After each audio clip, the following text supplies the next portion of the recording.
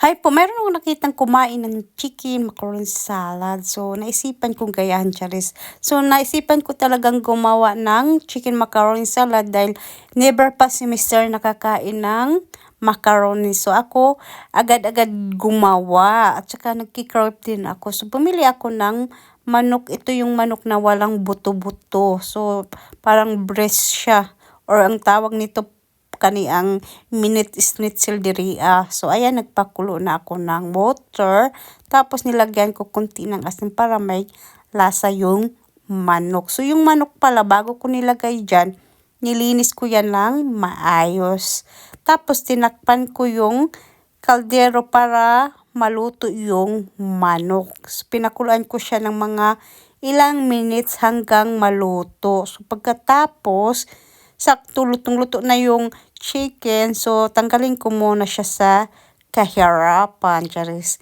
And then, pagkatapos, kung tinanggal agad, hinimay ko siya agad. Hindi ko hinintay palamigin. Ayan, napapasok-pasok ako sa paghimay-himay. So, himayin ko lang siya kung yung maliliit-liit mga himay. And then, pagkatapos, nagpakuli ulit ako ng water. Tapos, naglagay ako konting oil at saka asin. And then, ilagay ko na dyan yung macaroni dahil nga kumukulo na yung water. So, mga ganyan lang kadami yung ginawa kong macaroni chicken o chicken macaroni. Then, hinalo ko lang siya konti para hindi siya dumikit sa kaldero. And then, takpan ko siya hanggang maluto. And then, pagkatapos yan, luto na yung macaroni ko, ako na siyang ilipat sa lagayan, batanggalin ko sa tubig. So, ayan na po ang aking mga ingredients sa chicken macaroni. So, ayan, nagcut ako ng white sibuyas, carrots, puwang kaniyang bell pepper at saka green.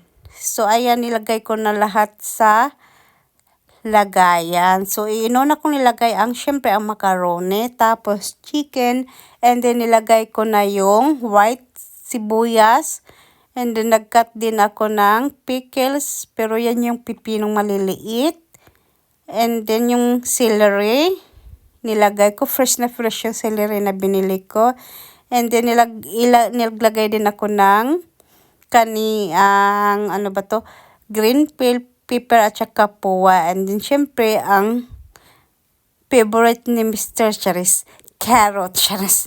And then, medyo marami yung carrots ni lagay ko. And then, pagkatapos ko nilagay lahat ang ingredients, naglagay na ako ng mayonnaise. Yung mayonnaise, guys, nilagay ko yan sa ref ng buong gabi. Tapos, hindi ko na videohan, naglagay din ako ng cream na tamis-tamis konti.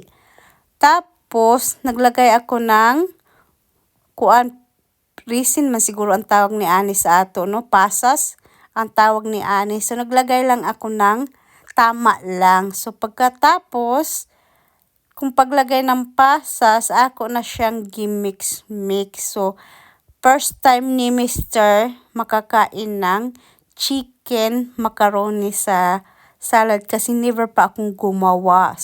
Sabi niya nga sa akin, 11 years na daw kaming married. Ngayon lang siya makakatikim nitong chicken macaroni salad. So, ngayon ko din naisipan gumawa. So, ayan, na-mix ko na lahat yung aking macaroni. Tapos, ako na siyang i-transfer sa akong malaking lagayan dahil masarap nito is malamig. So, i-overnight ko siya buong gabi. At saka sakto-sakto magpapasko, pwede itong ihanda sa Pasko.